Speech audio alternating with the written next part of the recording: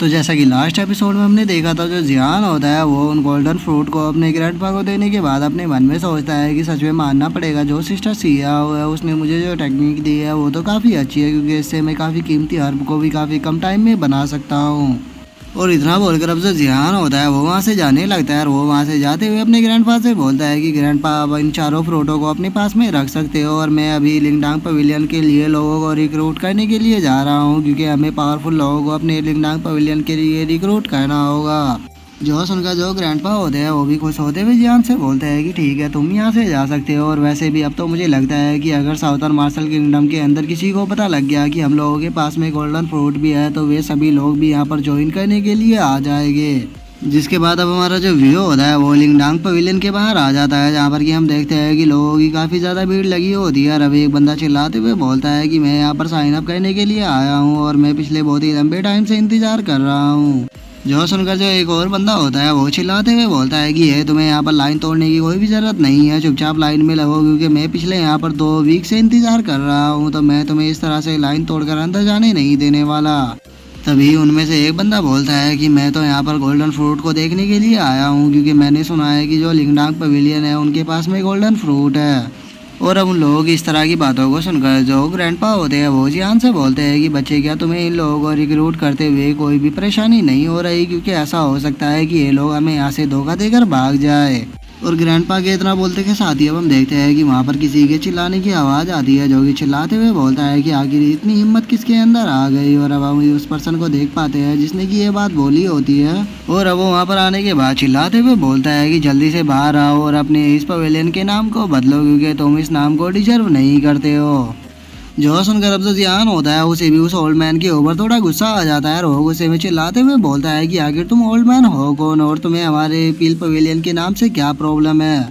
जो सुनकर वो जो ओल्ड मैन होता है वो मुस्कुराते हुए जियान से बोलता है कि मैं डैन किंग हूँ, और गाइस मैं आपको बता देना चाहता हूँ कि डैन पिल को ही कहते हैं। और अब उस बंदे के नाम को सुनकर हम देखते हैं कि जो जियान और जो ग्रैंडपा होते हैं उन दोनों को उस ओल्ड मैन के ऊपर बहुत ही ज़्यादा गुस्सा आने लगता है, और वो गुस्से में उसकी तरफ देखते हुए बोलते हैं कि अच्छा तो तुम डैन किंग हो। और इतना बोलकर जो जियान होता है वो ऊपर से जंप कर कर उसी ओल्ड मैन के सामने आ जाता है, जो देखकर हम देखते हैं कि वो जो ओल्ड मैन होता है वो अपने पास से जो यांग फाइनेंस होता है उससे बाहर निकाल लेता है। और अब जो जियान होता है वो उस ओल्ड मैन की तरफ देखते हुए बोलता है कि मैं जानता हूँ कि जो अंकल मैंग है वो साउथर्न मार्शल किंगडम के एक बहुत ही फेमस एल्केमिस्ट है, और उसी के साथ में अगर उनके फाइनेंस की बात की जाए तो वो बहुत ही आइकॉनिक फाइनेंस है, क्योंकि वो एक यांग फाइनेंस है। जिसके बाद अब हमें उस फाइनेंस के बारे में बताया जाता है कि वो एक यांग फाइनेंस है, जो कि हाई क्वालिटी का फाइनेंस होने के साथ साथ में एक ड्रैगन लेवल का वेपन भी है। जिसके बाद अब वो जो डैन किंग होता है वो हंसते हुए जियान से बोलता है कि अच्छा तो तुम मेरे बारे में जानते हो, तो अब अगर तुम मेरे बारे में जानते हो तो फिर तुम अपने इस पिल पवेलियन के नाम को चुपचाप चेंज क्यों नहीं कर देते।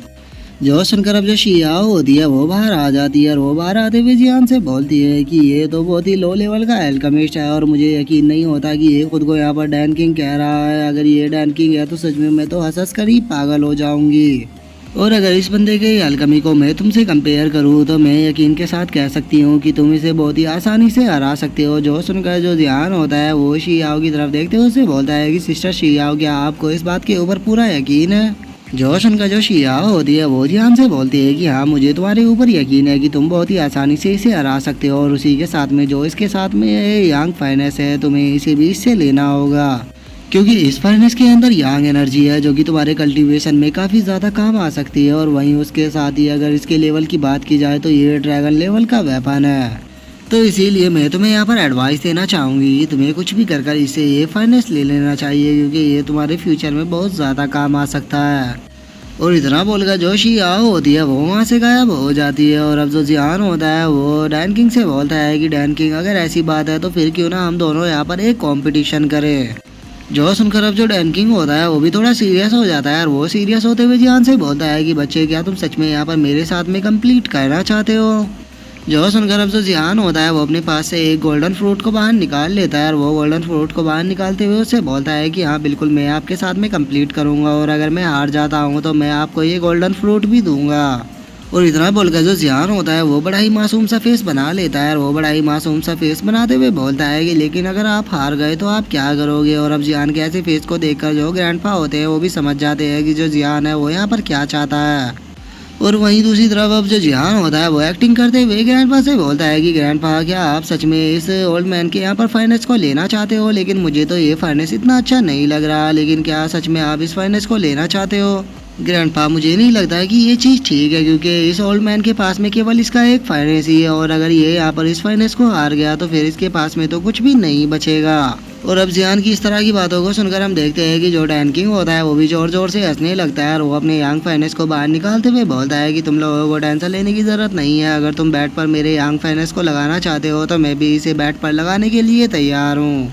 जो सुनकर अब जो जियान और जो ग्रैंडपा होते हैं वो इविल सा फेस बनाकर एक दूसरे की तरफ देखकर हंसने लगते हैं, क्योंकि जो उन दोनों का प्लान था वो यहाँ पर सक्सेसफुली कंप्लीट हो चुका है। जिसके बाद अब जो ग्रैंडपा होते हैं वो उन दोनों के बीच में आ जाते हैं, और वो उन दोनों के बीच में आते हुए बोलते हैं कि ये जो कंपटीशन है ये बिल्कुल फेयर कंपटीशन होगा, और तुम दोनों इस कंपटीशन को कंप्लीट करने के लिए मेरे फाइनेंस को यूज करोगे, तो क्या तुम दोनों को इस चीज़ से कोई प्रॉब्लम है? जो सुनकर जो डैन किंग होता है वो मुस्कुराते हुए बोलता है कि मुझे लिंग टैंग पवेलियन की रेपुटेशन के ऊपर पूरा यकीन है कि जो पवेलियन मास्टर है वो यहाँ पर कोई भी चीट नहीं करेंगे, तो इसीलिए मैं इस चीज़ के लिए तैयार हूँ।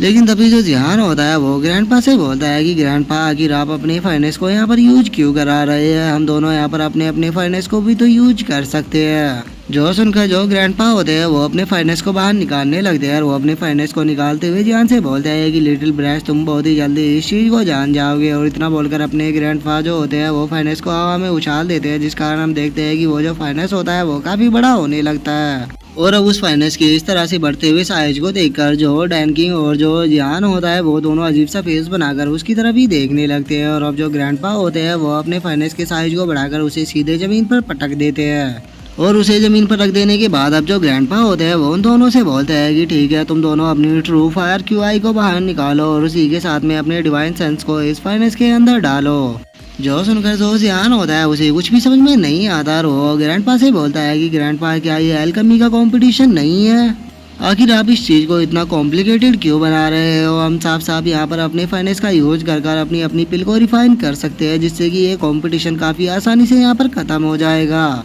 और अब जिहान की इस तरह की बातों को सुनकर जो ग्रैंडपा होते हैं उसे जिहान के ऊपर बहुत ही ज़्यादा गुस्सा आ जाता है, और वे जिहान के ऊपर चिल्लाते हुए बोलते हैं कि लिटिल ब्रैड तुम बहुत ज़्यादा बातें करने लगे हो, चुपचाप अपने डिवाइन सेंस को इस फाइनेंस के अंदर डालो, नहीं तो तुम मेरे हाथों से यहाँ पर पिट जाओगे। जो सुनकर अब जो जिहान होता है वो ना चाहते हुए भी अपने डिवाइन सेंस और अपनी ट्रू फायर को उस फाइनेंस के अंदर डालने लगता है, और वो डालते हुए बोलता है कि पता नहीं आखिर यहाँ पर ग्रैंडपा क्या कराना चाहते हैं। और इतना बोलकर जैसे ही जिहान अपने डिवाइन सेंस को उस फाइनेंस के अंदर डालता है वो बहुत ही ज़्यादा शौक हो जाता है, और अब वो सामने के नज़ारे को देखते हुए बोलता है कि आखिर ये सब क्या है। और जिहान के अब इतना बोलते के साथ ही हम सामने का नज़ारा देखते हैं, जहाँ पर कि जो फायर बैट होते हैं वे उड़ रहे होते हैं, जो कि देखने में काफ़ी ज़्यादा खतरनाक भी लग रहे होते हैं। और अब इसी के साथ में जो हमारा आज का एपिसोड है वो यहीं पे कंप्लीट हो जाता है, तो हम नेक्स्ट एपिसोड में देखेंगे कि आगे क्या होता है। अगर आप लोगों को वीडियो अच्छी लगी हो तो लाइक करना, चैनल को सब्सक्राइब करना। मैं मिलता हूँ नेक्स्ट एपिसोड में, तब तक के लिए बाय बाय गाइस।